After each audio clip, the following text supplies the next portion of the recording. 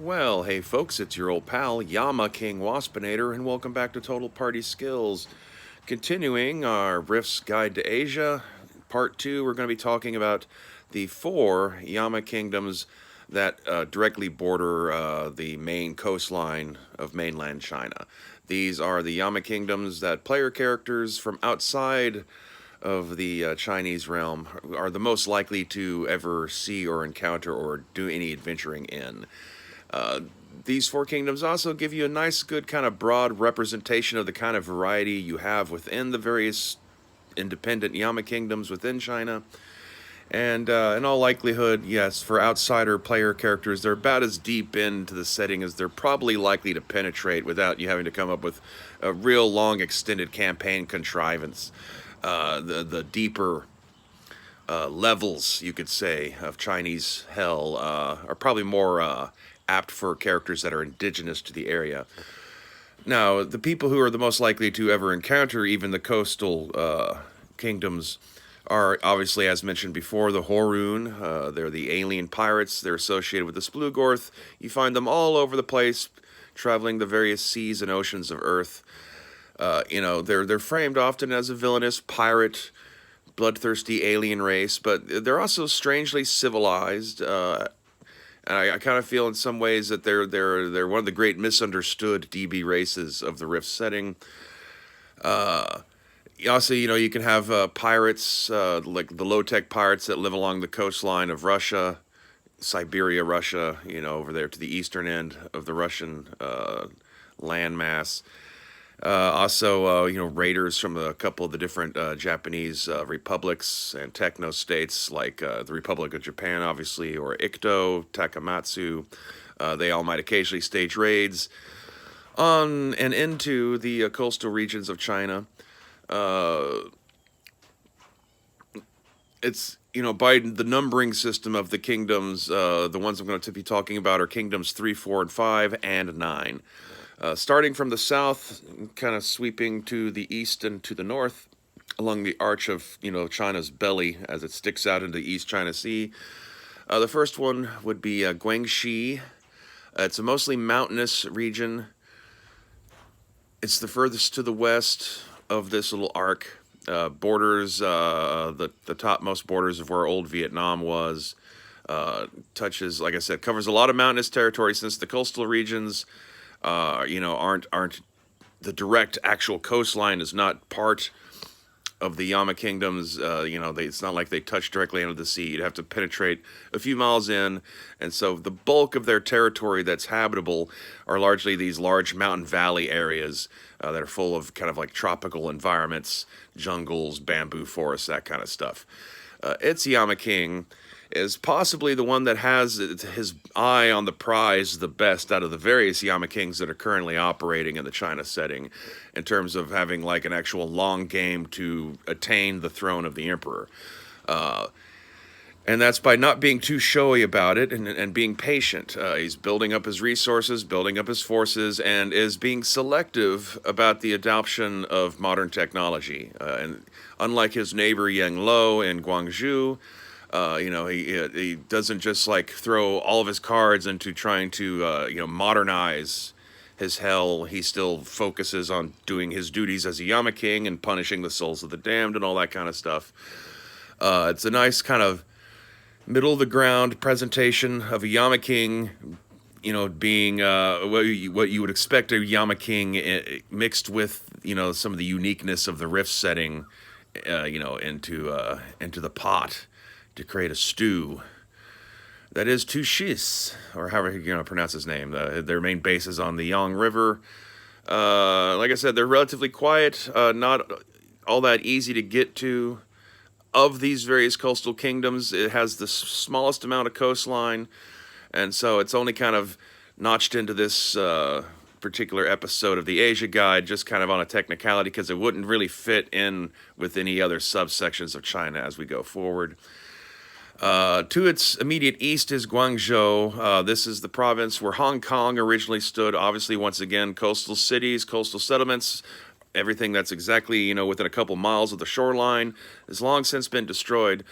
But as mentioned, Yang Lo, the Yama King who rules over Guangzhou, he's extremely obsessed with modernizing to a point where he's largely abandoned, actually, like taking care of his duties of punishing the damned. The only dead souls that he still focuses on making sure are like get the hell experience are those of murderers because he doesn't trust them to just be allowed to roam free amongst the populace because they might disrupt things.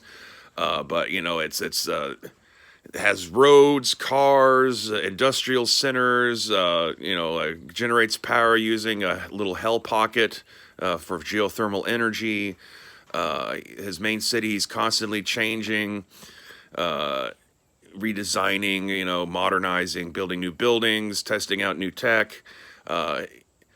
Makes Yenlo arguably among the more distracted of the Yama Kings, and if anyone had any inclination to try to usurp him, because of the fact that he's kind of like so lost his eye on actually like taking care of his duties as a demon hell lord who's supposed to punish the damned. There's angles there where his underlings could potentially see him taken out of power. However, his hell is probably the most pleasant hell to live in China because of just how modern it is, and the fact that the majority of the demons are kind of given their own different kinds of tasks or are just allowed to kind of be people. The dead are able to just kind of return to their lives and go about their stuff. The living are able to enjoy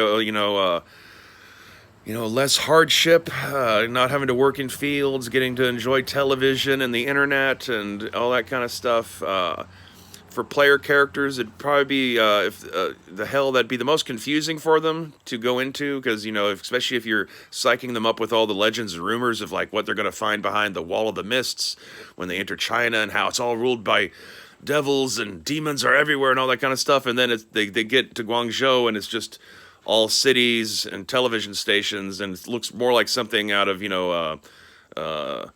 Blade Runner than it does something out of like some hellish ninja scroll kung fu kind of movie going on.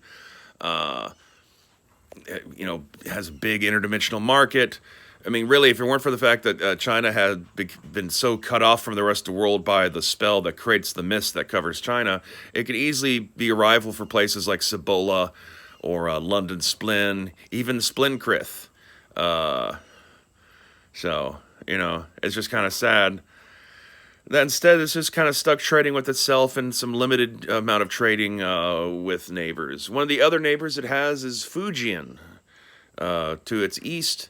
This is the Hell Kingdom. Its Yama King styles himself as a great judge, and it's the kind of a Confucianist hell of perfect law and order, where everything that is allowed is mandatory, and everything that is not allowed is a crime. In many ways, Fujian is would be the perfect presentation of the stereotype of what a Yama King hell should be like, where it's just everything's paperwork and doing your duty and not stepping out of line. They take their duties as demons very seriously in terms of punishing the wicked and all that kind of stuff. And the final one that I'm going to discuss in this episode is Zhejiang. It's to the north and east of Fujian. It's a Yama kingdom that's ruled by a couple of dead people. Their Yama king has been usurped via paperwork by a man named Qin Kuai, who's an actual historic figure from China, sort of their Benedict Arnold, except way worse. I mean, they for years he'd had a statue erected to him as effigy that people would symbolically spit upon, and it was upon the return of the Yama Kings to Earth, where that man's ghost had become the chancellor to the original Yama King that was supposed to be ruling Zhejiang. And then when he found out the massive dishonor and loss of face that his name has experienced over the centuries because of how his statue and his memory and history has been treated, He submitted some paperwork to the Celestial Court of the Jade Emperor, and suddenly his boss is gone, and now Qin Kuai is in charge. For the time being, they're running their hell. Him and the ghost of his wife and a couple of his coast chancellors, have things under control. However, it's kind of a matter of time before the other demon lords who still operate within that kingdom, who had served the original Yama King, are inevitably going to want to do something about this usurper and try to take him out. So, of the four Yama kingdoms for player characters to encounter, not only is it a way to showcase a Yama kingdom that's being ruled by the ghost of a dead man, but it's also one where you can throw in like social upheaval, the interpoliticking between demon factions wanting to take out the leadership and replace them and stuff. There's possibly the most amount of adventuring possibilities of this little coastal region I'm describing is probably to be found in Zhejiang because of that, especially if you get into the political maneuvering between demon lords trying to bandy favors with each other and jockey to feel like they have enough of a confident power base to take Qin Kuai out and restore a proper Yama King to the throne of Zhejiang. And that's about it for today. As I said, those are the four Yama Kingdoms that player characters are most likely to actually ever see if they're not from China. Exactly how and why they get there, if they're not Haroon or Japanese pirates, I guess that's up to you as a game master to figure out. In our next episode, we'll be talking a little bit about the Dragonlands and the Geofront. And we'll continue on from there. Hopefully, we can get through China in 3 or 4 episodes, and then finally move on to the joys that is Rifts Japan. So, until then, stay waspinated.